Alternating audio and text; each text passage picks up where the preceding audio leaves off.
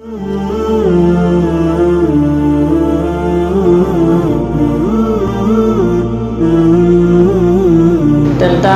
hadis mauquf, ya, tadi disampaikan menurut pemahaman bahwa hadis mauquf itu ada hadis yang ada pada ikrar Rasulullah, ya, pada sesuatu yang telah diikrar oleh Rasulullah, ha.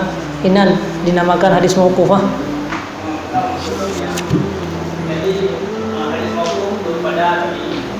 Hadis mauquf ke sahabat. Je makna. Kanya mauquf ilemno. Menurut disampaikan bahwa hadis mauquf menurut pemahaman ron bahwanya hadis yang na takril daripada Rasulullah, ya kan? Itu yang pertama aja, itu makna yang kedua, ha. Jadi di dalam kitab musalah hadis tersebut sehingga akan hadis lain macam mereka berpegang bahwa hadisnya kan maja'anin Nabi kepada lain macam. Akan tetapi hadis mauqufnya benar karena takril daripada Rasulullah, itu bukan hadis mauquf namanya. Mengerti? Apabila hadis yang disampaikan oleh sahabat tapi di depan Rasulullah, itu bukan hadis mauquf. Contoh, perbuatan sahabat. Kata Sa'id Al-Khudri, kunna nukhriju fi zamani Rasulullah sallallahu alaihi wasallam sadaqatal fitri. Itu merupakan hadis marfu', bukan hadis mauquf. Jadi menyena pada Rasulullah itu hadis marfu' namanya. Hanakeun maqtu', tapi jadi tingkat ji apabila kana masa Rasulullah kakeun marfu'.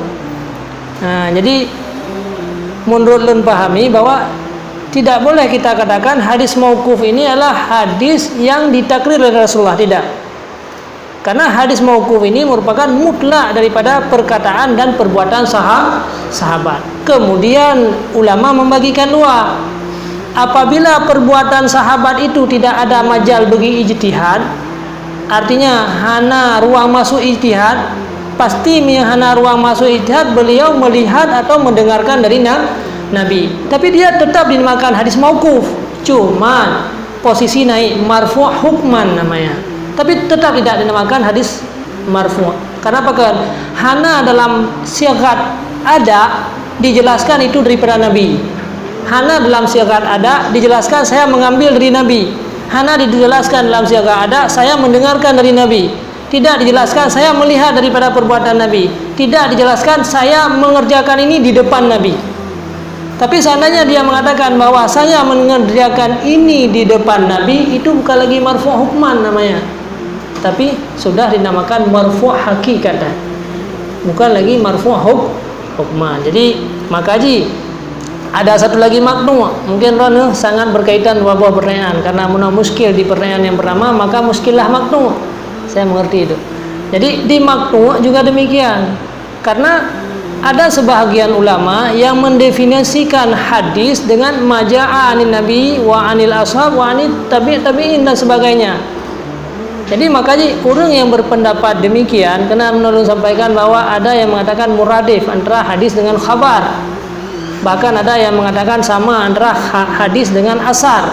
Maka nalah istilah maqtu' dan mauquf.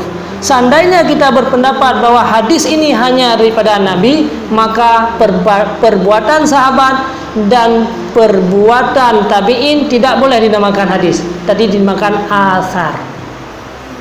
Demikian jelas, jelas, alhamdulillah. Jadi asar namanya.